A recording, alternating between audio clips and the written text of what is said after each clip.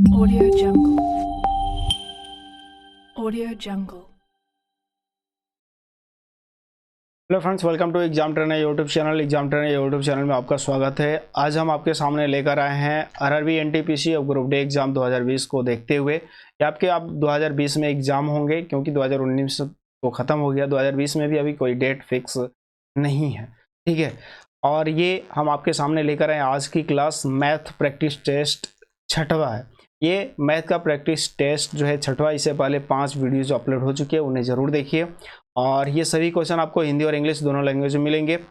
बात करते हैं मैथ के क्वेश्चन की, तो मैथ के क्वेश्चन आते हैं आपके 30 और आपको जो है कवर भी करना है 30, यानी 30 क्वेश्चन सॉल्व भी करने हैं और 100% एक्यूरेसी के साथ करना है। यदि आप 100% एक्यूरेसी के साथ सही करते हैं तो आपका सिलेक्शन निश्चित है। और सिलेक्शन श्योर करने के लिए आप हमारे इस एग्जाम ट्रेनर यूट्यूब चैनल को जरूर सब्सक्राइब करें, साथ ही साथ बेल आइकन भी प्रेस करें, ताकि जो भी वीडियो हम आपके लिए अपलोड करें आपको उसका नोटिफिकेशन भी मिलता रहे। वीडियो अच्छा लगे तो वीडियो को जरूर लाइक करें, अपने दोस्तों के पास इसे जरूर शेयर भी करें, लाइक भी करें और अपने दोस्तों के पास जरूर शेयर भी करें। पढ़ते हैं हम आज के क्वेश्चन की तरफ। आज का पहला क्वेश्चन आपके सामने कि in a village each of the 60% of families has cow, each of the 30% of families has buffalo।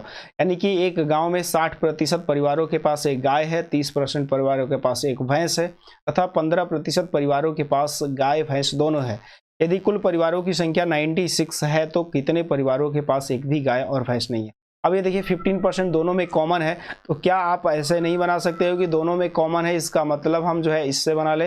ये देखिए, ये आप लिख सकते हैं इसे गाय, यहाँ पर काऊ लिख सकते हैं, और ये फैलो यानी कि भैंस भी लिख सकते हैं। ये दोनों भैंस और गाय क्या हो गया, और जो दोनों में कॉमन है ये 15% ये थे। अब देखिए गाय 60% है, तो 15% यदि पहले से आपने गाय में फिल कर दिया, बचा कितना 45%, ठीक है। उसके बाद बात करें भैंस की, तो भैंस 30% पहले से था और 15% पहले से लिख दिया, तो बचा कितना परसेंट, 15%। इसके मतलब जो है सभी परिवारों के पास कितना है, तो 45 + 15 + 15, यानी कि कुल मिलाकर जो है 75% लोगों के पास जो है कुछ ना कुछ है। लेकिन 100 - 75 करेंगे तो ये आपको पता चल जाएगा कि 25% लोगों के पास जो है कुछ भी नहीं है, कुछ नहीं है। इतने लोगों के पास जो है कुछ नहीं है, इसका मतलब आपसे कुछ नहीं है इनके पास।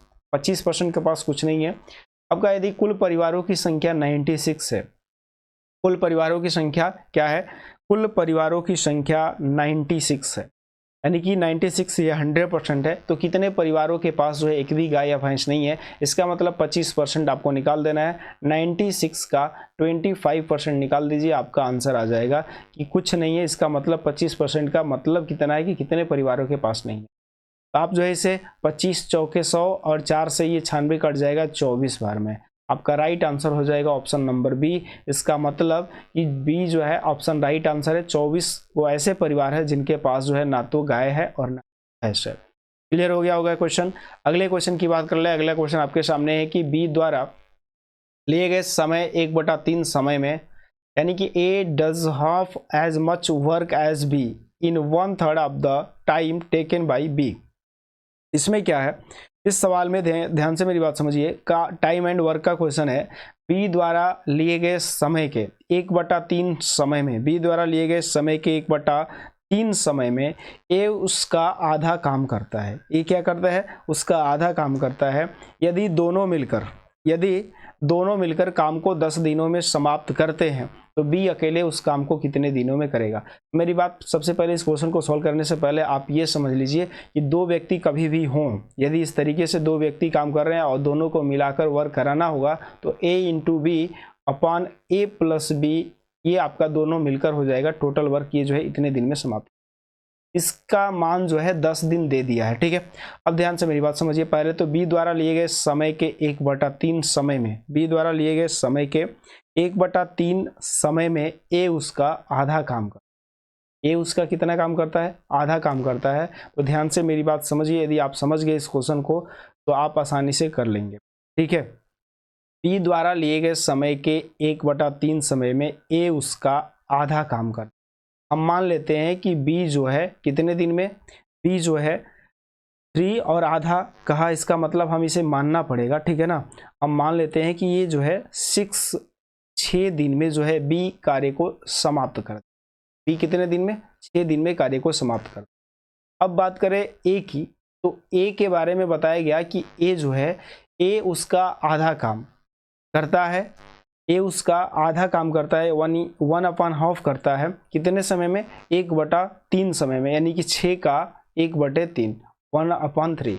इसका मतलब ये 3 से 6 कट जाएगा 2 और ये 2 इधर चला जाएगा, तो 4a बराबर 1। इसका मतलब हम ये लेट के थे, माना बी जो है 6 दिन में कार्य को समाप्त करता है, तो ए कितने दिन में समाप्त करेगा, 4 दिन में समाप्त करेगा। ये तो आपको समझ में आ गया।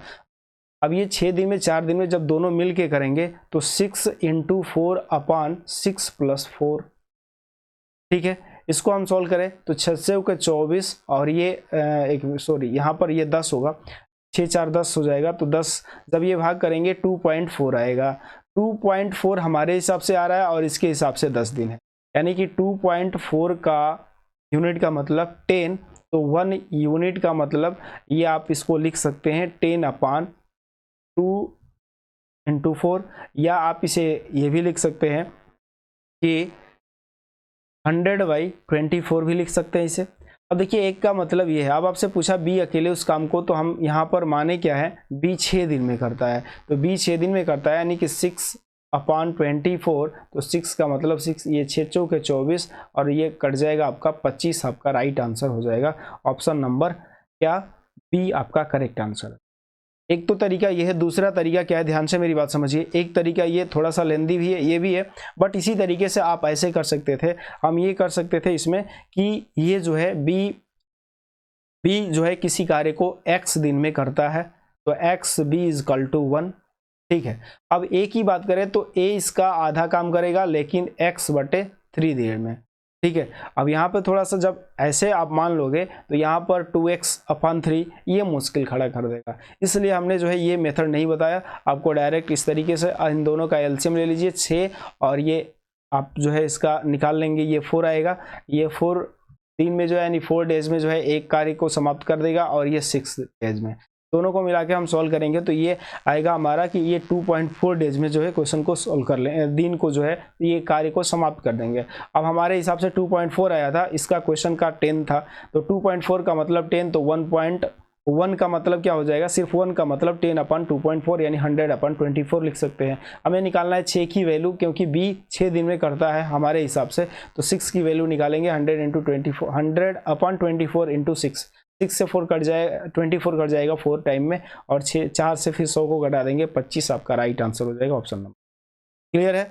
अगले क्वेश्चन की बात कर ले। अगला क्वेश्चन आपके सामने है, ध्यान से देखिए और इस क्वेश्चन को सॉल्व कीजिए, आंसर बता दीजिए क्या होगा। क्वेश्चन आपके सामने है, ध्यान से देखिए और इसका आंसर आप जो है कमेंट करके हमें बता दीजिए कि इसका आंसर क्या होगा। पहले सॉल्व कर लीजिए।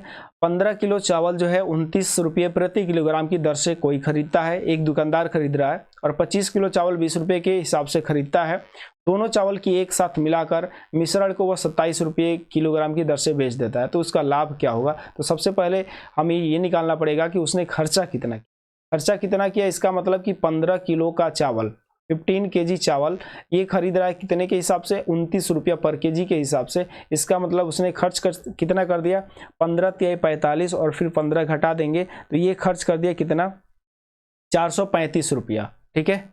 435 रुपया इसने खर्च कर दिया। 15 × 45 450 और फिर 15 माइनस कर लिया हमने, तो 435 रुपया खर्च किया। उसके बाद फिर 25 किलो चावल लाता है और किस हिसाब से बेचता है, 20 के हिसाब से, तो ये खर्च कर दिया 25 दूनी 50 यानी कि 500 रुपया के हिसाब। अब इसका टोटल जो है सीपी कितना हुआ, इसका टोटल सीपी हुआ 5, 3 और 5 4 9, 935 रुपया इसका सीपी हो गया। कितने किलो का, 25 और 15 40 किलो का। 40 किलो का दाम उसने 935 रुपया दिया। अब बेच रहा है 27 के हिसाब से, तो जो 40 × 27 करेगा ये आपका एसपी कहलाएगा। एसपी कहलाने का मतलब है 4 7 28 के 8 और 4 दूनी 8 और 2 10, 1080 रुपया ये जो है इसका सेलिंग प्राइस है। अब प्रॉफिट होता क्या है, प्रॉफिट इज इक्वल टू क्या होता है, प्रॉफिट इज इक्वल टू होता है आपका एसपी माइनस सीपी, यानी कि 1080 में से आप 935 घटा लो, तो 1000 में से 935 जब आप घटाएंगे, 10 में से 5 घट जाएगा 5, ये 7 में से 3 घटेगा 4, और फिर 10 में से 9 घटेगा 1, 145 रुपया उसका प्रॉफिट हुआ, जो कि आंसर आपका ऑप्शन नंबर डी सही था। अगले क्वेश्चन की बात कर ले। अगला क्वेश्चन आपके सामने है, ध्यान से देखिए और इस क्वेश्चन को सॉल्व करने की कोशिश कीजिए। ए और बी की मासिक आय का अनुपात 6:5 है। ए और बी की मासिक आय का अनुपात 6:5 है और 6:5 है। उसके बाद कहा इसने कि और उनका खर्च जो है 4:3 के अनुपात है, 4:3 के अनुपात में है। यदि प्रत्येक की व्यक्ति की बचत जो है 400 रुपये मासिक बचत करता है, तो उन दोनों की मासिक आय क्या है। ध्यान से मेरी बात समझिए।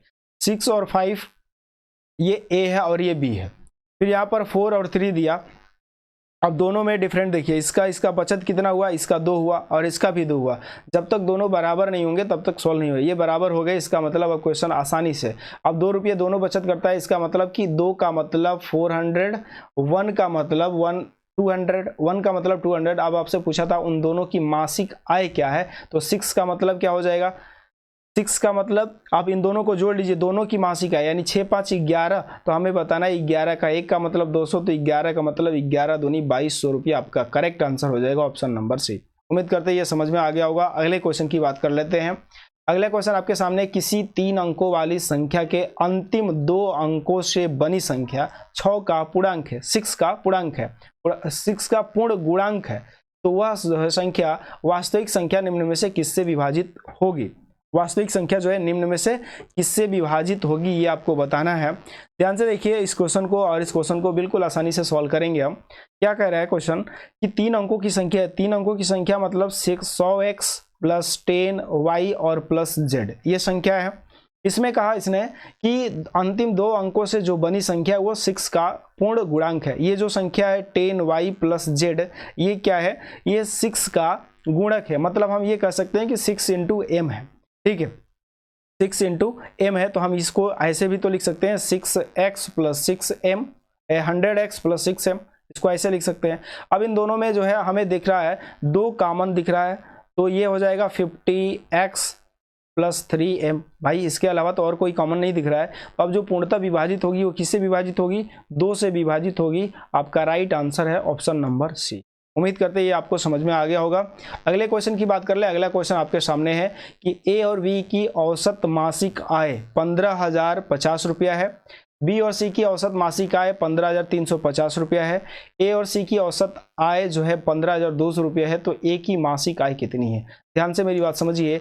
ए और बी जब आप निकालेंगे ए प्लस बी, तो इनकी औसत दिया है, तो 2 लोग हैं, 2 लोगों की औसत है, तो इनका योग जो है कितना हो जाएगा, 15,050 में आप 2 से गुणा करेंगे तो ये हो जाएगा 15 दूनी 30 यानी 30,100 रुपया, ठीक है। फिर बी और सी की बात कर ले, तो बी और सी में हम देखेंगे 15,350 है, तो ये हो जाएगा 30,700 रुपया हो जाएगा, क्योंकि 350 है डबल कर लेंगे। फिर ए और सी की बात कर ले, तो ए और सी जैसे बात करेंगे 15,200 है, तो ये हो जाएगा आपका 30,400 रुपया।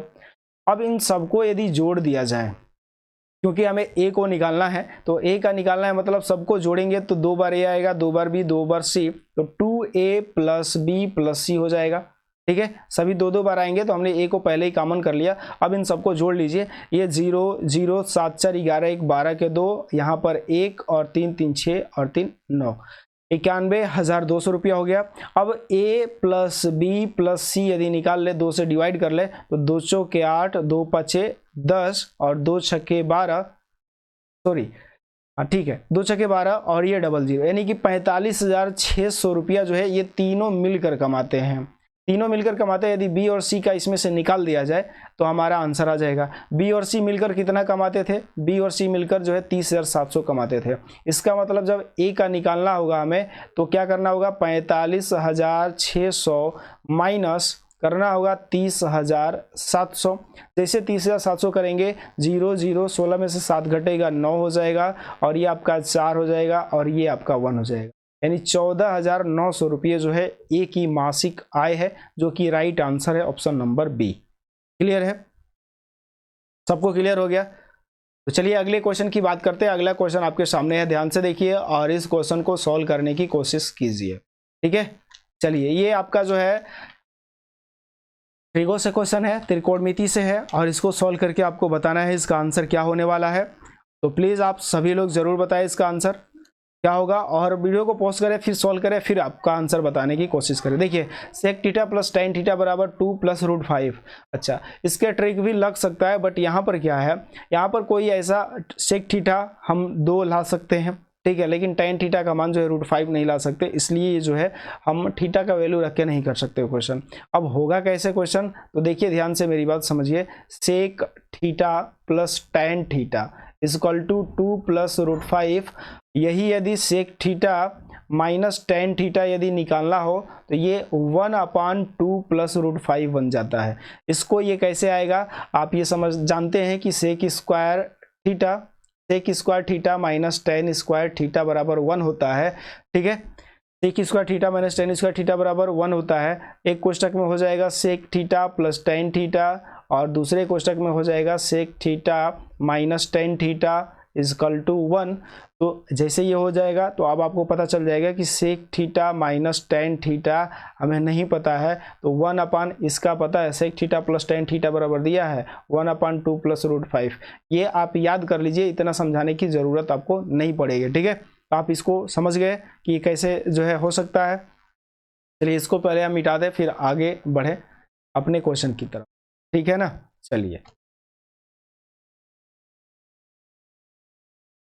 चलिए हम लोग जो है क्वेश्चन की तरफ बढ़ते हैं। क्वेश्चन आपके सामने यहाँ पे दिखा, ये आपको मिल गया।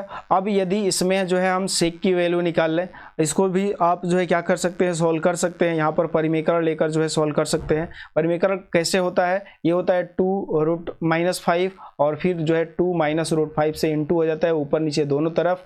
ये आपको मिल जाएगा 2 माइनस रूट 5, 2 माइनस रूट 5 ऊपर है, और नीचे आपका मिल जाएगा 2 दूनी का 4 और माइनस 5। ये आपको हो जाएगा कितना, 2 minus root 5 upon minus one से गुणा कर लेंगे तो ये जो माइनस है वो प्लस हो जाएगा, और जो प्लस है वो माइनस, यानी कि रूट 5 माइनस 2 आ जाएगा। यानी sec theta minus tan theta का जो मान है ये रूट 5 माइनस 2 है। अब इन दोनों को हमने क्या किया, ऐड कर दिया, तो ऐड करेंगे तो ये कट जाएगा, ये आपके पास आ जाएगा 2 sec theta equal to 2 plus root 5 minus root ये प्लस रूट 5 माइनस 2, तो 2 से 2 खत्म हो जाएगा। ये आपको मिल गया 2 sec theta is equal to 2 root 5, 2 root 5 तो 2 से 2 खत्म, sec theta is equal to root 5, sec theta is equal to root 5। तो हम इसे लिख सकते हैं cos theta is equal to 1/√5, cos theta is equal to 1/√5 लिख सकते हैं। समझ में आ गया सबको? यदि समझ में आ गया है तो आगे बढ़े। अब अगला प्रोसेस क्या है आपका, अगला प्रोसेस है आपके सामने cos theta is equal to, ये आपको निकल गया। अब हमें साइन थीटा निकालना है, ठीक है। अब साइन थीटा कैसे निकलेगा, ध्यान से मेरी बात समझिए। साइन थीटा कैसे निकलेगा, ये तो आपको कॉस थीटा का मान निकाल लिया आपने, ठीक है ना। अब जो है आपको हमें निकालना है साइन थीटा का। तो साइन थीटा बराबर क्या होता है, ये सवाल सुनिए ध्यान से समझिए। Sine square theta plus cos square theta minus 1, ये इज इक्वल टू 1 होता है, plus 1 is equal to 1। Sine square theta plus cos square theta is equal to 1 होता है। अब यहाँ पर साइन स्क्वायर थीटा और प्लस कास स्क्वायर थीटा का मतलब यहाँ पर रख ले 1/5 हो जाएगा इज इक्वल टू 1। तो sine square theta is equal to 1 minus 1/5, तो ये हो जाएगा 4/5।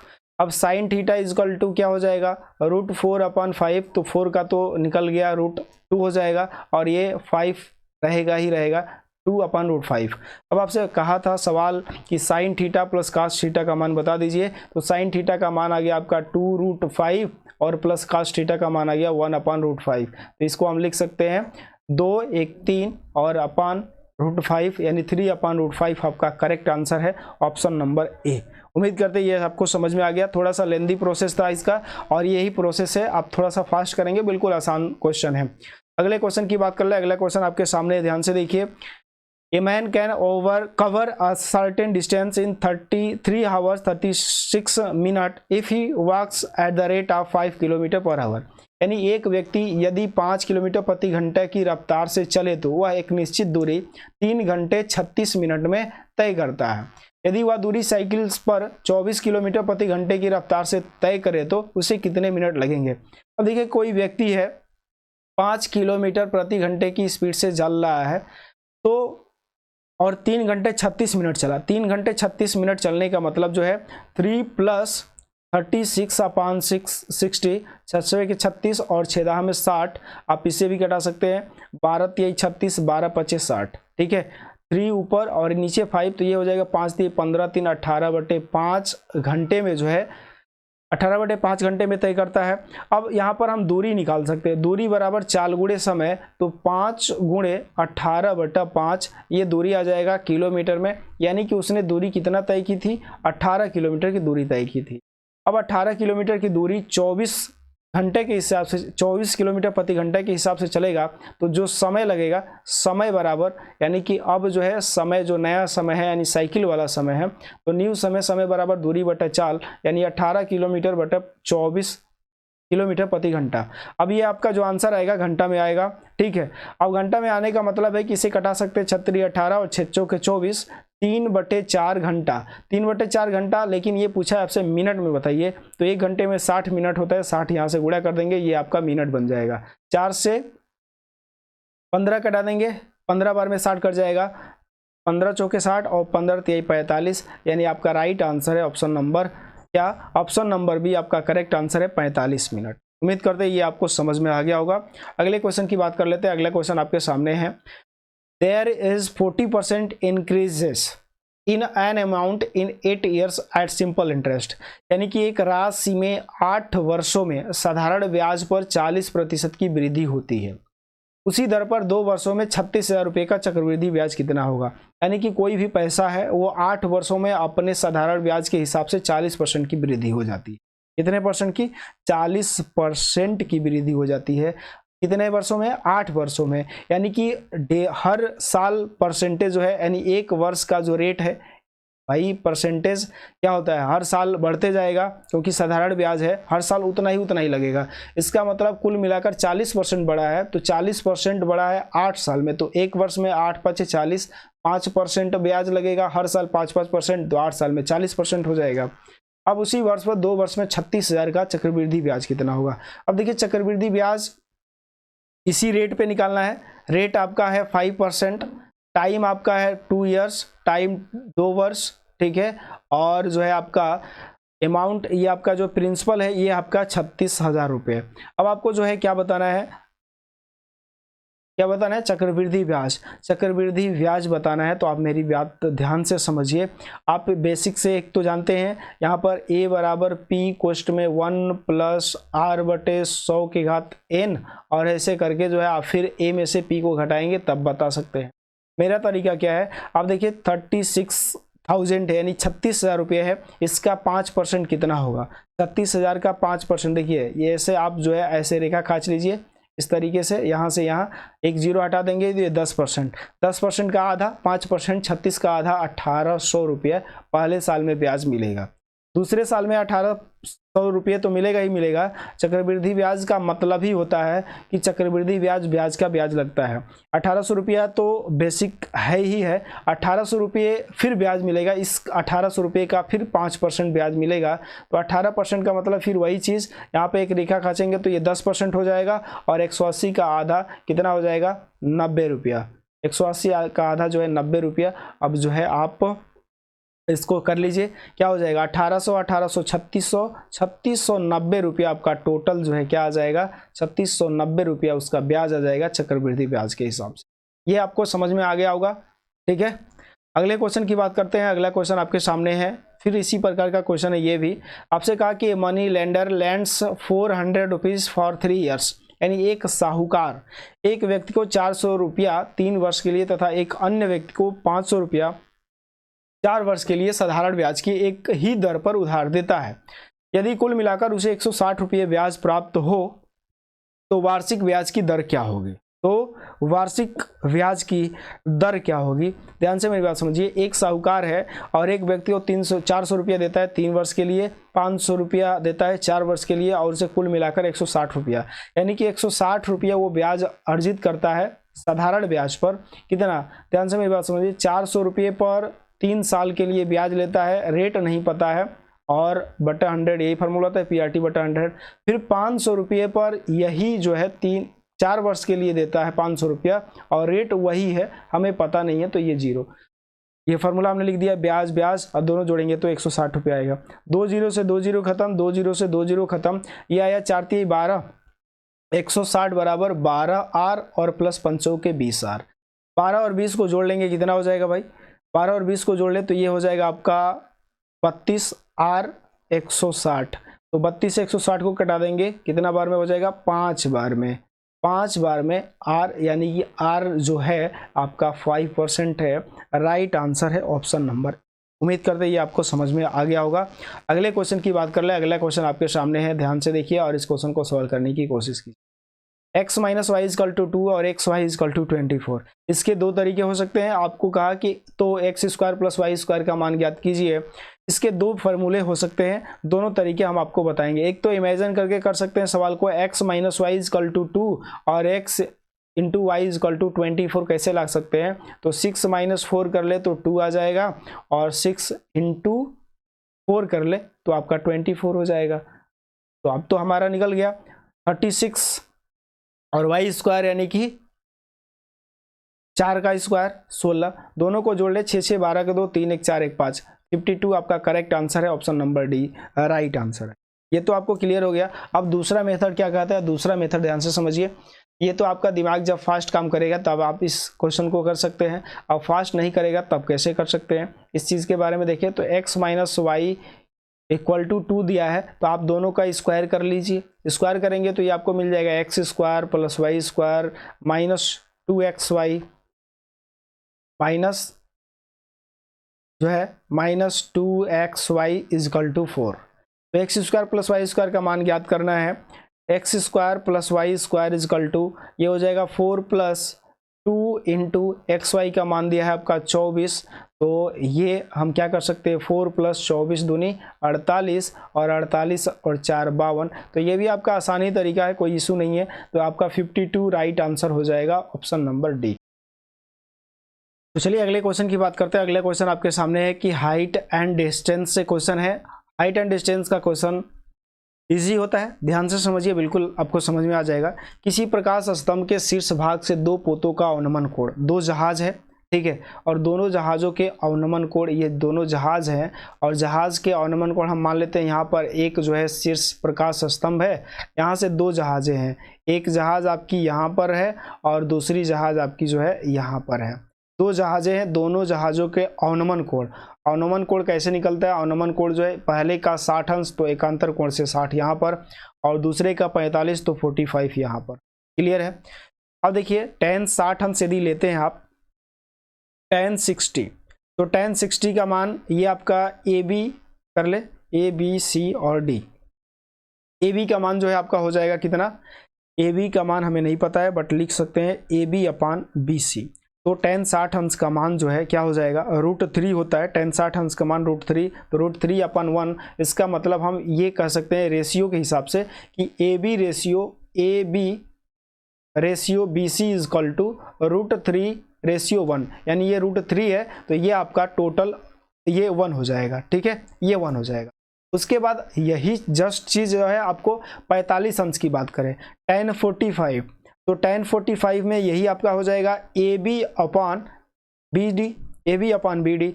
ए बी का जो है tan 45 अंश का मान 1 होता है, इसका मतलब जो ये √3 है तो इनका रेशियो बराबर होगा, तो ये पूरा जो है √3 के बराबर हो जाएगा, पूरा √3 के बराबर हो जाएगा। और ये आपको डिस्टेंस दिया सा 300 मीटर दूरी है, ठीक है। अब मेरी बात समझिए, तो √3 माइनस 1 करेंगे, √3 माइनस 1 यही आपके किसके बराबर हो जाएगा? 300 मीटर के बराबर होगा। तो √3 माइनस 1 इजकल टू 300 मीटर, तो 1 इजकल टू कितना? ये 1 is equal to 300 upon √3 minus 1, √3 minus 1 ये 1 का वैल्यू आया, 1 का वैल्यू 300 अपॉन √3 माइनस 1। तो आपको बताना है √3 का वैल्यू, क्योंकि ए बी का मान √3 है।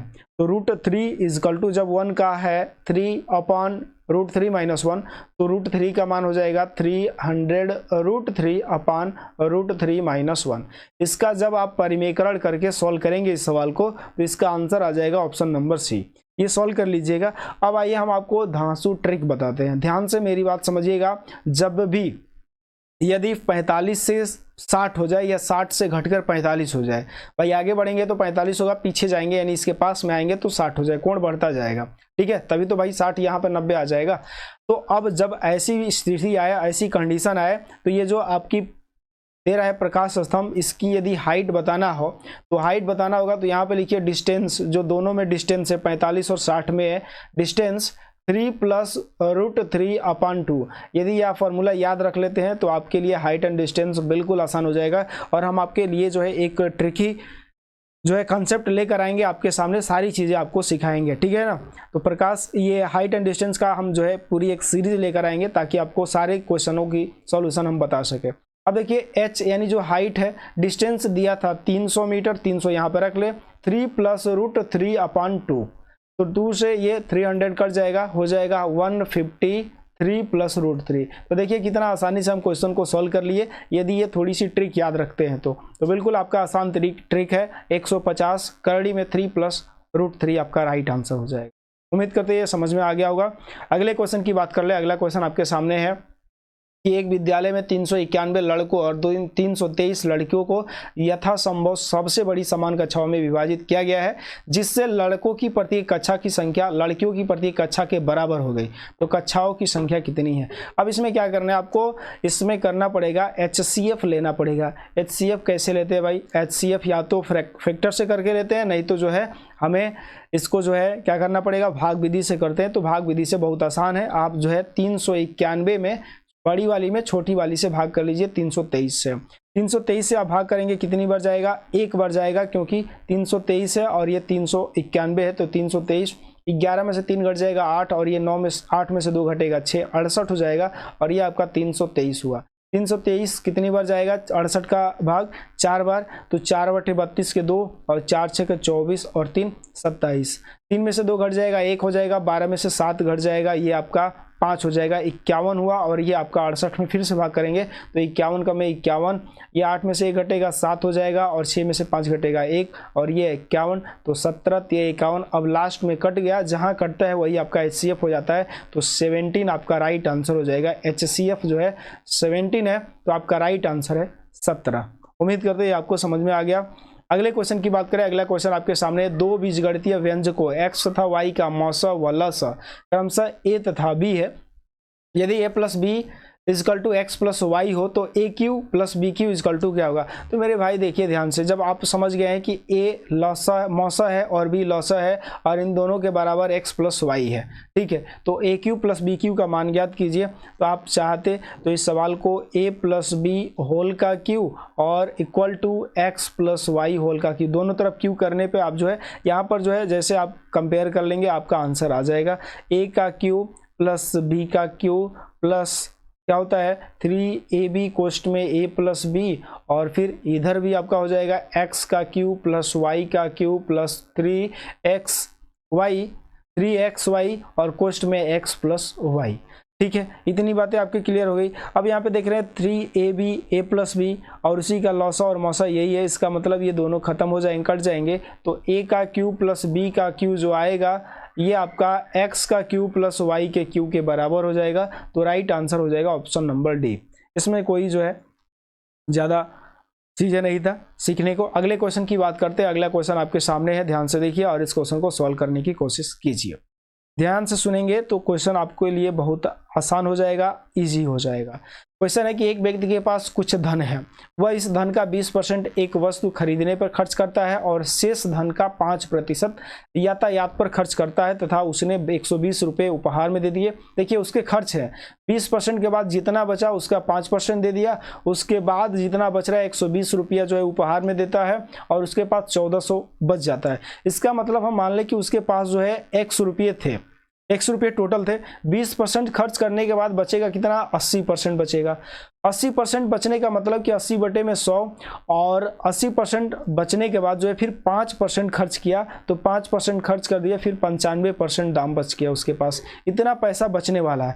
अब क्या किया उसने कि 120 रुपया उपहार में दे दिया, तो 120 रुपया या तो इसमें से घटा दे, हम 120 रुपया घटा दे और तब जाके उसके पास बचा है 1400 रुपया। तो 120 को पहले ही इधर जोड़ लेते तो आपका क्वेश्चन जो है आसानी से सॉल्व हो जाता। चलिए कोई इशू नहीं, आप 120 को इधर कर लीजिएगा, पहले इसको थोड़ा सा छोटा कर लिया जाए, 0 से 0 खत्म, 4 दूनी का 8, 2 चौके 8 और 2 पाँचे 10, फिर 5 से ये 19 बार में कट जाएगा, 19 पाँचे 95।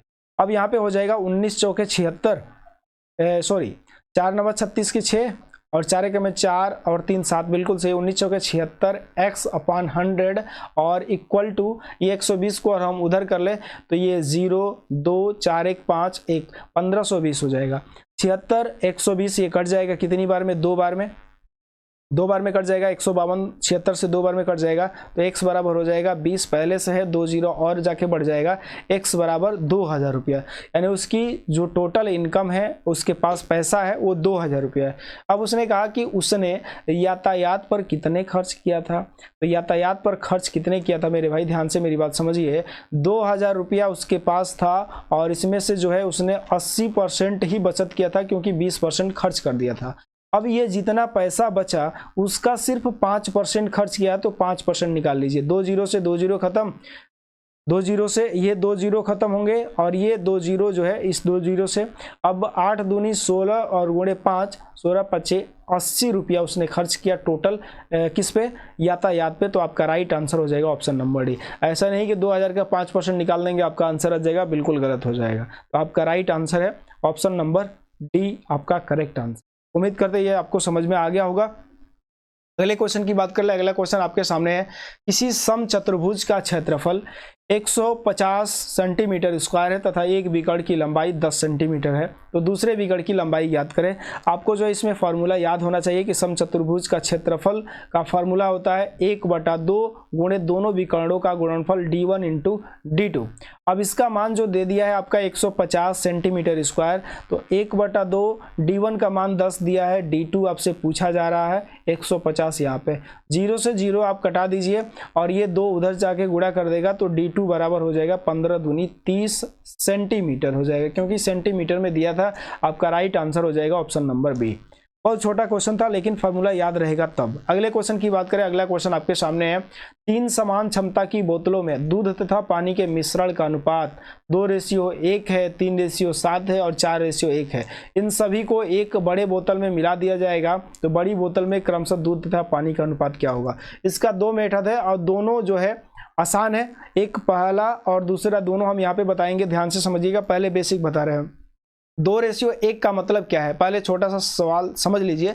इसका मतलब ये है कि यदि इसमें दूध देखा जाए, पहले दूध की बात की गई है, तो दूध देखा जाए तो 2/3 होगा और पानी की बात की जाए तो पानी जो है आपका 1/3 हो जाएगा, 1/3 अनुपातिक योग, ठीक है। तो ये 2/3 1/3। अब इसका मतलब हमें क्या करना होगा कि सभी दूध को एक तरफ और पानी को एक तरफ, तो हमने देखिए 2/3 दूध को हमने कर लिया पहले, उसके बाद इसमें क्या होगा 3/10 हो जाएगा, 7 3 10, ठीक है। उसके बाद इसमें क्या हो जाएगा 4 ये आपका 15 हो जाएगा, ये आपका दूध का हो गया। मिलाने के बाद जो है दूध दूध में मिलेगा और पानी पानी में मिलेगा, यहाँ पर पानी का मिला लीजिए। पानी का क्या हो जाएगा 1/3 पानी, दूसरे बर्तन में 7/10 पानी है और तीसरे बर्तन में 11 4 15 यानी 11/15 पानी है। एलसीएम सभी का कितना आ जाएगा, यहाँ पर एलसीएम सभी का 30 आएगा, 30 लिख लीजिए, 30 एलसीएम आया, 30 लिख लिया हमने, 3 10 15 का एलसीएम 30। अब यहाँ पे 3 10 में 30 तो 10 दूनी 20, 10 30 तो 3 3 के 9 और 15 दूनी 30 तो 4 दूनी 8। फिर यहाँ पर अनुपात, फिर उसके बाद इसका भी 30 आएगा। यहाँ पर देखें फिर 3 10 में 30 तो ये 10 का में 10 हो जाएगा, 10 30 तो 17 के 21 और 15 दूनी 30 11 दूनी 22 हो जाएगा। 30 से 30 खत्म क्योंकि अनुपात है। अब 20 9 29 और 29 8 कितना हो जाएगा 9 8 17, तो ये हो जाएगा आपका 47 47। ये क्या हो जाएगा आपका हो जाएगा 47 होगा, नहीं सॉरी यहाँ पर आपका जो है 37 होगा, 9 8 17 और ये 20 ही ऐड करना था, तो ये आपका हो जाएगा 37 और 37 होगा। इसके बाद इसको जोड़ ले हम तो 2 1 3 इधर हो जाएगा और 2 2 4 1 5, तो 37:53 आपका राइट आंसर हो जाएगा ऑप्शन नंबर ए। ये पहला तरीका था। अब मेरी बात समझिए ध्यान से, दूसरा तरीका क्या है, थोड़ा सा ट्रिकी मेथड है, बिल्कुल आसानी से आप सॉल्व कर जाएंगे। 3 और 7 और फिर आपका यहाँ पर दिया था 4 और 11। इसमें कुछ नहीं करना, इसमें करना क्या है ध्यान से देखिए, वही चीज़ 2 1 3 7 3 10 और 4 1 11 11 4 15 सभी का, यानी कि 2 1 3, मतलब इसमें मटेरियल कितना है 3 है, यहाँ पर आपका कितना है यहाँ पर आपका 10 है, 3, 10 और 15 का एलसीएम ले लीजिए। एलसीएम आएगा आपका कितना, एलसीएम आ जाएगा आपका 30, यानी कि इसमें ये भी 30 लीटर मिश्रण है, ये भी 30 लीटर है और ये भी 30 लीटर है। तो इन 30 लीटरों में दूध कितना इसमें निकलेगा, इसमें निकलेगा दूध आपका जो है कितना, 3 का मतलब 10, 30, तो 1 का मतलब 10, 1 का मतलब 10, तो 20 लीटर दूध निकलेगा और 10 लीटर आपका जो है पानी निकलेगा। ये आपका मिल्क हो जाएगा और ये वाटर हो जाएगा। ठीक है, यहाँ पर 7 3 10, 10 का मतलब 3 हुआ, 10 का मतलब 30 होगा, तो 1 का मतलब 3, तो 3 का मतलब 9 लीटर दूध यदि होता है तो 21 लीटर आपका क्या हो जाएगा, वाटर हो जाएगा। 11 4 15, यानी कि 15 का मतलब 30 है, तो 1 का मतलब 2, तो 4 का मतलब जो है ये वाटर मिल्क है, सॉरी मिल्क है, तो 4 दूनी 8 लीटर यहाँ पर मिल्क आपको निकल के आएगा। इस में जो है मिल्क आपका 8 लीटर, और यदि वाटर की बात करें तो 11 दूनी 22 लीटर। अब दूध को एक साथ और पानी को एक साथ जोड़ लीजिए, 20 + 9 + 8, और ये आपका दूध हो जाएगा। दूध को हमने दूध में मिला दिया और पानी को हमने पानी में मिला दिया, 10 + 9 + 22।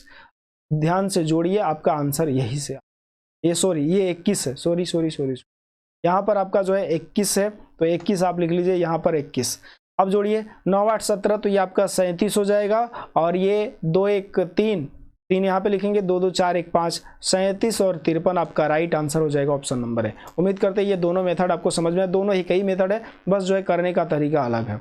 अगले क्वेश्चन की बात कर ले। अगला क्वेश्चन आपके सामने है कि सोनाली और मोनाली की वर्तमान आयु 5:3 के अनुपात में है, और 5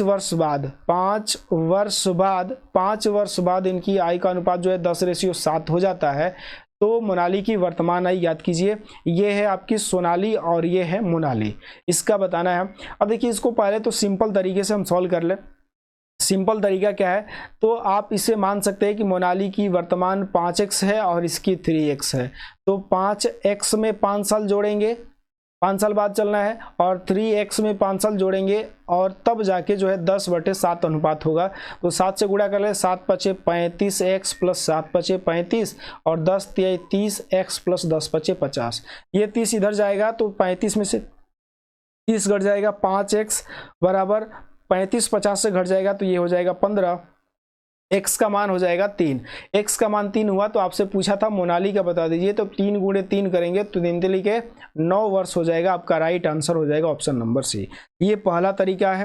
ठीक है, अच्छा अब मेरी बात ध्यान से समझिएगा। अब यदि आपको इसका निकालना है x का मान, ठीक है ना, यदि आपको x का मान निकालना है, ध्यान से मेरी बात समझिए, यदि समझ गए तो आपके लिए बहुत आसान है, समझ गए तो बहुत आसान है।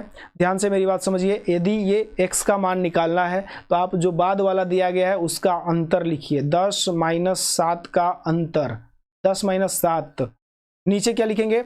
अब इनको जो है इसी अनुपात में, ध्यान से मेरी बात समझिए, इसी अनुपात में तिर्यक गुणा कराना है, तिर्यक गुणा करा दीजिए दोनों को उल्टा करके, इससे इससे, और नीचे लिखिए और फीस को भी माइनस कीजिए। और माइनस करने के समय जो है आपको ये ध्यान देना है कि माइनस नहीं आना चाहिए, ठीक है ना। तो 7 5 35 और माइनस 10 33, ये हो गया। तो 10 में से 7, और फिर यहाँ पर देखिए, यहाँ पर आपको जो है वो लिखना है जो 5 वर्ष बाद का कार्यक्रम है, 5 वर्ष बाद है तो 5 वर्ष लिख दीजिए। अब यहाँ पे 10 में से 7 घटेगा 3, और 35 में से 30 घटेगा 5, और गुणे 5, x का मान आ जाएगा आपका 3।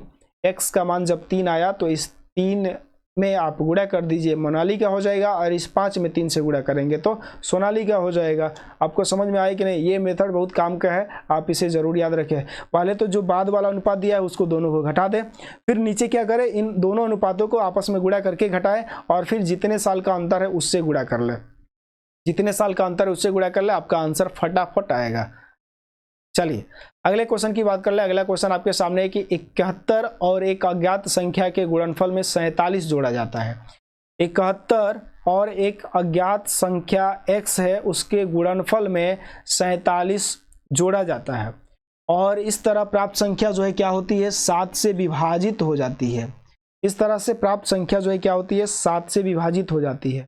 ध्यान से सुनिए मेरी बात, क्या कह रहा है क्वेश्चन बोल रहा है आपसे कि आप जो है एक संख्या 71 और एक अज्ञात संख्या के गुणनफल में गुणा किया जाता है x से और इसमें जो है 47 जोड़ दिया जाता है और इस तरह प्राप्त संख्या को जब हम 7 से भाग करते हैं तो ये आपका आता है 98। तो अज्ञात संख्या यानी x का मान ज्ञात करें तो 71 x प्लस 47 और ये 98 में 7 से इधर जाके गुणा हो जाएगा 98 इंटू 7। तो 98 इंटू 7 कर ले तो आप जो है क्या कर सकते हैं 100 यानी 700 बना लीजिए और 700 में से 14 माइनस कर लीजिए। भाई देखिए 98 इंटू 7 करना है तो हम इसे मान लेते हैं कि ये 100 माइनस 2 इंटू 7 है तो 700 माइनस 14 करेंगे तो 600 कितना हो जाएगा 86 हो जाएगा। 686 आपका यहाँ पर आएगा। अब देखिए 71x प्लस 47 बराबर 686 तो 71x बराबर 686 माइनस 47 तो 71x तो x बराबर 686 16 में से 7 घटेगा 9 और ये 7 में से 4 घटेगा 3 और ये 6 और फिर आपका 71 से आप जो है 9 बार में कटा सकते हैं। 9 एक में 9 9 7 63 तो x का जो मान आएगा आपका 9 आ जाएगा 9 और ये 9 आया x का मान 9 आया यानी x की जो वैल्यू है ये आपका 9 आ गया। अब आपसे सवाल ये पूछा है कि तो अज्ञात संख्या किसका गुणक है मतलब कि 2 का गुणक है। 2 के गुणा में 9 आता है नहीं आता है 5 में नहीं आएगा 7 में नहीं आता है। ये आपका राइट आंसर है 3 में आपका गुणक है 3 का गुणक है 9। ये इस क्वेश्चन का आंसर था। अगले क्वेश्चन की बात करें अगला क्वेश्चन आपके सामने है कि shopkeeper offers 10% discount on every purchase an article यानी कि एक दुकानदार है जो क्या करता है प्रत्येक वस्तु की खरीद पर 10% का छूट देता है। यदि नगद भुगतान किया जाए तो वह 12% के छूट देने लगता है। यदि उस वस्तु की वास्तविक लागत 250 रुपया हो तो ग्राहक को कितना अदा करना होगा यदि वह नगद भुगतान करना चाहता है। तो देखिए मेरी बात समझिए 10% तो छूट दे ही रहा है। यदि वो नगद भुगतान करे तो वो 12% और छूट देगा।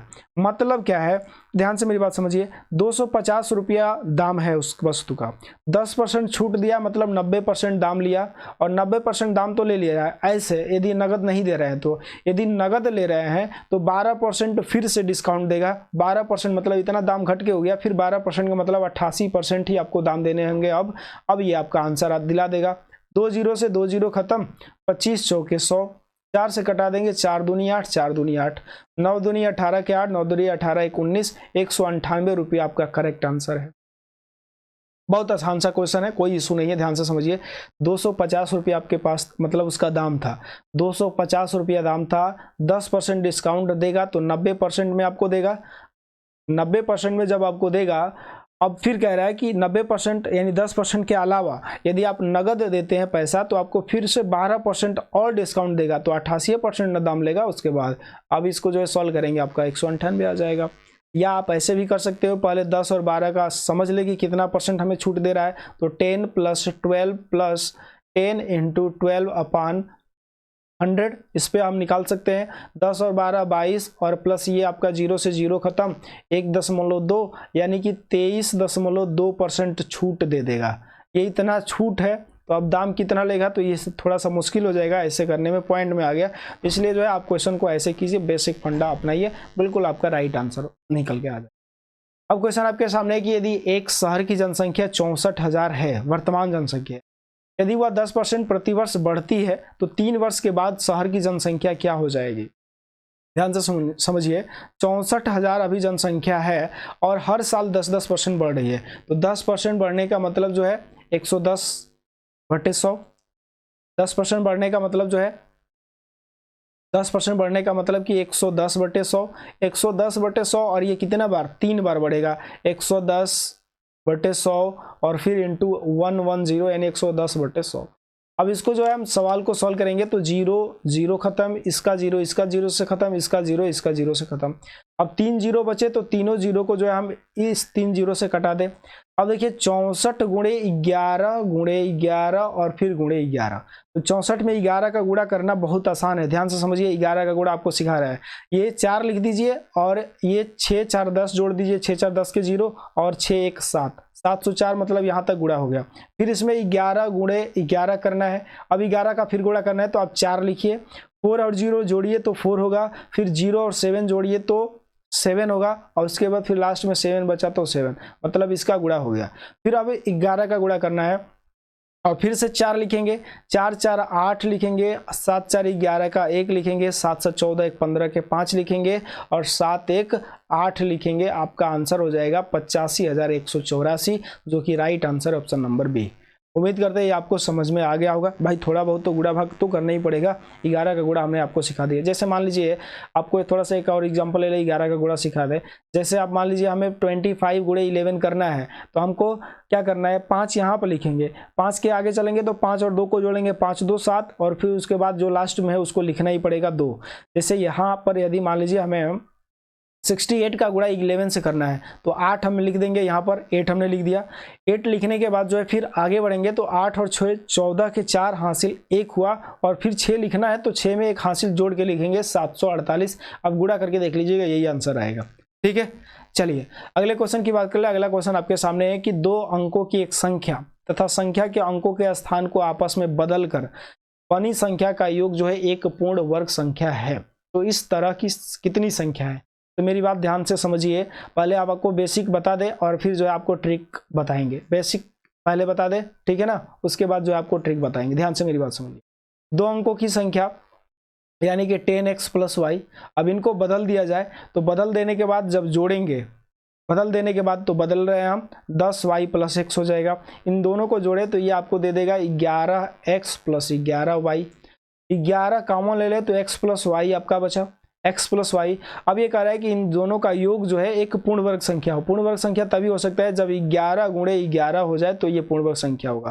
तो इस तरह की कितनी संख्याएं बन पाएंगी, मतलब x + y का मान हमें 11 लाना है, तो x + y का मान हमें 11 लाना है कैसे भी जोड़ के। तो देखिए कैसे ला सकते हैं। एक तो आप ला सकते हैं 2 से और 9, फिर 9 या 2 ला सकते हैं, 2 9 9 और 2, फिर आगे बढ़े तो 3 और 8 8 और 3, फिर आगे बढ़े तो हम 4 और 7, फिर 7 और 4 ला सकते हैं, फिर 5 और 6 ला सकते हैं, फिर 6 और 5। इसके अलावा अब नहीं ला सकते। 7 5 के बाद जो है फिर 6 पे चलेंगे, 6 5 ले लिया हमने, 7 चलेंगे। इसका मतलब 1, यहाँ पर 2, यहाँ पर 3, यहाँ पर 4, ये 5 और ये 6 और ये 7 और ये 8। इसका मतलब इसमें कितने जोड़े संभव हैं? 8 जोड़े संभव हैं। तो आपका राइट आंसर हो जाएगा ऑप्शन नंबर डी। अगले क्वेश्चन की बात कर लेते हैं। अगला क्वेश्चन आपके सामने है, यदि 80 व्यक्ति किसी काम को 6 घंटे प्रतिदिन काम करके 16 दिनों में कर सकते हैं, तो उसी काम को कितने घंटे प्रतिदिन काम करके 64 व्यक्ति 15 दिनों में समाप्त कर सकते हैं? ये टाइम एंड वर्क का क्वेश्चन है और इसका फार्मूला होता है m1 d1 h1 upon w1 equal to m2 d2 h2 upon w2। ये आपके फार्मूले होते हैं। इस फार्मूले पे जो जो चीज़ें दी गई है उसको लिख लीजिए और सॉल्व कर लीजिए। m1 मतलब जो पहले बात की गई 80 व्यक्ति है तो 80 हमने लिख दिया। d1 यानी कि 16 दिन है तो 16 हमने लिख लिया। 6 घंटे डेली काम कर रहे हैं, 6 घंटे आवर लिख लिया 6, और उसी काम को कह दिया तो w1 और w2 बराबर हो जाता है।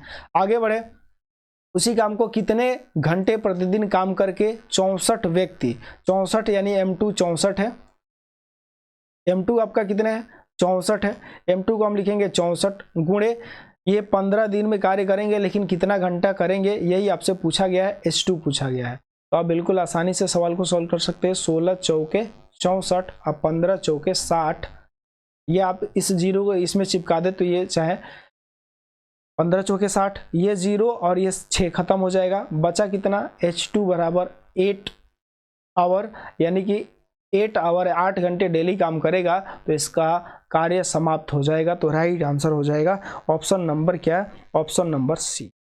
अगले क्वेश्चन की बात कर लेते हैं। अगला क्वेश्चन आपके सामने है कि 730 रुपये की राशि ए बी सी के बीच इस प्रकार विभाजित की गई है कि ए को 3 रुपया मिले तो बी को 4 रुपया और बी को 3.5 रुपया मिले तो सी को 3 रुपया। ध्यान से मेरी बात समझिए। अब आपको जो है पहले इन दोनों को जो है ए बी सी तीनों को एक जगह फिक्स करना होगा। ए को 3 रुपया और बी को 4 रुपया, तो हम ये कर सकते हैं कि A/B = 3/4। क्लियर है। उसके बाद फिर बी और सी को, तो देखिए बी को मिलेगा यदि 3.5 रुपया तो 3.5 का मतलब 7/2 रुपया, तो सी को मिलेगा 3 रुपया।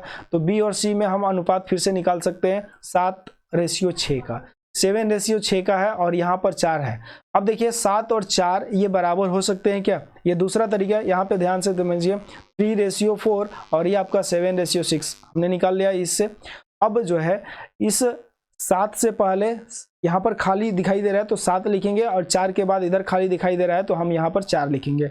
अब इनको आपस में गुणा कर लेना है, गुणा कर लेंगे तो आपका जो है ये रेशियो आ जाएगा सभी का 7 के 21 रेशियो 7 के 28 रेशियो 6 के 24 ये रेशियो हो गया। अब आपसे पूछ रहा है क्या कि 730 रुपया है तो बी का हिस्सा सी से कितना अधिक है। तो सबसे पहले 21, 28 और 24 को जोड़िए, 8, 4, 12 और 1, 13 के 3 टोटल कितना हो जाएगा? टोटल हो जाएगा 8, 4, 12, 1, 13 के 3 2, 2, 4 2, 6, 1, 7 73 का मतलब है हमारे हिसाब से 73 यूनिट का मतलब इसका आ रहा है 730 रुपया। तो 1 यूनिट का मतलब आएगा 10 रुपया। 1 यूनिट का मतलब 10 रुपया। अब आपसे पूछा है बी का हिस्सा सी से कितना अधिक है। अब देखिए बी 28 है और सी 24 है, अधिक कितना है? 4 यूनिट अधिक है। तो 4 यूनिट का मतलब 1 यूनिट का मतलब 10 तो 4 यूनिट का मतलब 40 रुपया आपका आंसर आ जाएगा। करेक्ट आंसर है ऑप्शन नंबर बी। क्लियर है? 40 रुपया आ गया। अब ऐसे भी कर सकते थे, इस अनुपात को बराबर ऐसे भी कर सकते हैं। ध्यान से मेरी बात समझिए, मतलब इतना तो कार्यक्रम आपको करना ही पड़ेगा। इसके आगे वाला ये कार्यक्रम हम आपको जो है आसान तरीके से समझा रहे हैं। देखिए 7 और 6 ये 3 और 4 आपने निकाल लिया। आप समझिए कि 7 और 4 ये बराबर कैसे हो सकते हैं। तो आप 7 को इससे गुणा कर दीजिए, 7 के 28, 17 के 21 और ये आपका 28 हो जाएगा। यहाँ पर 4 से गुणा करेंगे, 7 से इसमें गुणा किए इन दोनों में, ठीक है, और 4 से इसमें गुणा करेंगे तो ये हो जाएगा 7 के 28 और 6 के 24। अब देखिए दोनों जगह बी और बी बराबर है तो हम डायरेक्ट लिख सकते हैं कि 21 रेशियो 28:24 ये अनुपात बराबर हो जाएगा। आप सवाल को जो है सॉल्व कर सकते हैं आसानी से। ठीक है, अगले क्वेश्चन की बात करें। अगला क्वेश्चन आपके सामने है कि एक बैंक अर्धवार्षिक रूप से 5% चक्रवृद्धि ब्याज की पेशकश करता है और एक ग्राहक को एक वर्ष में 1 जनवरी और 1 जुलाई को 9600 रुपये जमा करता है। मतलब 1 जनवरी को एक बार जो है 9600 रुपये जमा किया और 1 जुलाई को जो है फिर से 96 रुपये जमा करता है। वर्ष के अंत में ब्याज के माध्यम से उसे कितने राशि मिलेगी, यानी ब्याज बताना है और 2 बार आपको ब्याज बताने हैं। एक तो 5% आपका ब्याज है, एक बार देखिए दो बार पैसा देगा, 9600 रुपया 2 बार दे रहा है। 9600 रुपया 2 बार दे रहा है तो फर्स्ट और सेकंड दोनों टाइम जो है 9600 देगा। जो जनवरी में दे रहा है पूरे 1 साल के लिए, यानी इसमें 2 बार ब्याज लगेगा। फर्स्ट पहली बार लगेगा और फिर दूसरी बार लगेगा। और जो पहली वाला पैसा है जो जुलाई में जमा कर रहा है, ये जुलाई में जमा कर रहा है, ये आपका जनवरी में जमा कर रहा है। ठीक है, तो जुलाई में जो पैसा जमा कर रहा है उस पर सिर्फ 1 बार लगेगा। तो 9600 का 5% कितना हो जाएगा? 9600 का 5%, 9600 का 5% कितना हो जाएगा? तो 2 चौके 8, 2 8 16, 480 रुपया हो जाएगा। 5% 480 रुपया, ये जो जुलाई में जमा कर रहा है उस पर 480 रुपया मिलेगा। फिर यहाँ पे देखें जनवरी वाला जो जमा कर रहा है 480 रुपया तो मिलेगा ही मिलेगा, दूसरे साल भी 480 रुपया मिलेगा, लेकिन 480 का भी ब्याज मिलेगा 5%, तो ये मिलेगा उसको 24 रुपया। अब सभी को जोड़ लीजिए तो 480 ये हो जाएगा 960 रुपया और 960 प्लस 24 984 रुपया और फिर ये 480 और जोड़ेंगे तो कितना हो जाएगा? इसी में जोड़ लें हम 984, सॉरी यहाँ पे लिखे, ये आपको जो है क्योंकि देखिए ये जुलाई वाला पैसा है और ये उसका ब्याज जो है जनवरी वाला है, तो जनवरी में 984 रुपया उसको मिलेगा। यहाँ पर हम लिख ले 4 8 8 16 के 6 9 4 13 और 1 14, 1464 रुपया उसकी पूरी ब्याज मिलेगी, जो कि राइट आंसर देगा आपका ऑप्शन नंबर बी, 1464 रुपया। अगले क्वेश्चन की बात कर ले। अगला क्वेश्चन आपके सामने है, ये बार ग्राफ से है और बहुत ही आसान सा क्वेश्चन है, इसमें कोई घबराने की जरूरत नहीं है। ये आपके पास जो है देखिए ध्यान से, एक बार ग्राफ दिया है हाइट्स इन मीटर्स में और ये माउंटेन पिक्स है। ठीक है, अब यहाँ पे दे दिया गया ये आपका जो है 86 है, यहाँ पर आपका जो है ये 86 है, 8600 है, बाकी आप समझ ही रहे हैं। आगे क्वेश्चन कहा कि ग्राफ में 6 पर्वत शिखरों की ऊंचाई दर्शाई गई है, सभी शिखरों की औसत ऊंचाई मीटर में ज्ञात करें। आपको जो है एवरेज बताना है, तो ध्यान से मेरी बात समझिए। एवरेज के लिए आपको हम ट्रिक बता रहे हैं, क्या करना है, ये आप सिर्फ 82 लिखिए, 82 लिखिए। ठीक है, क्या लिखेंगे? 82 लिखेंगे, 82 उसके बाद जो है आपका 60 है, 60 लिख लीजिए। उसके बाद आपका 86 है, 86 लिखिए, फिर 75 लिखिए, और फिर आपका जो है 88 रखिए, और फिर 75 रखिए। ये आपके हैं 65 है। अब ये आपको एवरेज बताने हैं, तो एवरेज बताने के लिए आपको सबको जोड़ना नहीं है। आप कोई भी एवरेज मान लीजिए, हम मान लेते हैं एवरेज जो है इसका क्या है, एवरेज जो है आपका 75 है। क्या है एवरेज? 75 है। अब देखिए 82 75 से कितना अधिक है? 82 75 से कितना अधिक है? तो 7 अधिक है, 7 अधिक है। ठीक है, 7 अधिक है। 60 कितना कम है भाई? 60 है तो कितना कम है? -15 कम है। ठीक है ना, ये ठीक है। 86 कितना अधिक हो जाएगा 75 से? तो 86 हो जाएगा 11 अधिक हो जाएगा। 75 तो कुछ भी अधिक नहीं है, तो 0 लिखेंगे, ये आप प्लस लिख सकते हो यहाँ पर, ये +11 है। ठीक है, 88 कितना अधिक है? तो 88 आपका जो है +13 अधिक है। 65 कितना कम है? तो -10 कम है। अब देखिए यहाँ पर +7 -15, फिर +11, फिर +0, +13 और -10, इन सभी को ऐड कीजिए, कितना आएगा? देखिए, तो आप चाहते तो यही भी घटा सकते थे। 15 और 10 25, 15 और 10 25, आप जोड़ ही लीजिए। 11 13 और 7 को एक साथ जोड़ लीजिए। 11 13 7 को एक साथ, तो 13 7 20, और 11 31 हो जाएगा, और 31 - 15 10 25, 15 10 25 माइनस वाला तो भाई यही है ना। तो 31 में से 25 घटाएंगे, 31 में से 25 घटाने का मतलब 11 में से 5 घटेगा 6। अब बताइए 6 है, 6 अधिक हो रहा है, प्लस में आ रहा है, तो हम 75 में, अच्छा 6 अधिक हो रहा है तो इसका एवरेज क्या हो जाएगा? 6 से संख्याएं कितनी है? 6 है, तो 6 से भाग कर लेंगे, 6 1 जो 6, यानी एक आपको जोड़ देना है। तो 75 में एक जोड़ देंगे, आपका हो जाएगा कितना? 75 में एक जोड़ेंगे तो 76 एवरेज हो जाएगा आपका। Right answer 76।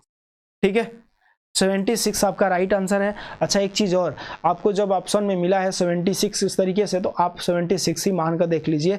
चलिए 76 आपको एक बार मान के हम बता रहे हैं, ध्यान से मेरी बात समझिएगा। यहाँ पे चलिए, यहाँ पे लिख रहे हैं हम आपको, ठीक है। 82 60, 82 60 86, फिर आपका 75 88 और फिर 65।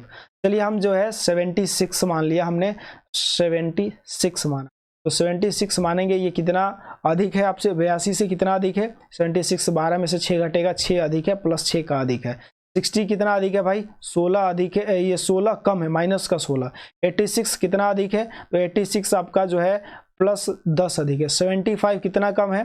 तो -1 कम है। 88 कितना अधिक है? तो 88 आपका जो है 88 जो है आपका प्लस का 12 अधिक है। और ये आपका है 65 75 76 से कितना कम है? 11 कम है। अब देखिए ध्यान से, 16 और 1 17, ये आपका 12 था, तो 11 और 12 कट जाएगा प्लस वाला, ठीक है। फिर 10 और 6 16, 16 16 खत्म हो जाएगा, यानी जब 0 आ गया तो अब तो आपको एवरेज में कोई मिस नहीं होगा, तो आपका राइट आंसर हो जाएगा ऑप्शन नंबर बी। एवरेज को जो है आप ऐसे कर सकते हो। अगले क्वेश्चन की बात करें, अगला क्वेश्चन आपके सामने, ध्यान से देखिए। दूसरा सबसे ऊंचा शिखर कौन सा है? दूसरा सबसे ऊंचा शिखर है ये आपका 86, ये 88, तो 86 वाला आपका राइट आंसर हो जाएगा ऑप्शन नंबर सी। अगले क्वेश्चन की बात करें, अगला क्वेश्चन आपके सामने है, ध्यान से देखिए। अगला क्वेश्चन, उच्चतम शिखर और निम्नतम शिखर की ऊंचाई का अनुपात। उच्चतम शिखर है आपका 88 और निम्नतम शिखर है आपका 60। इसको जो है सॉल्व कर लेना, आपका आंसर आ जाएगा।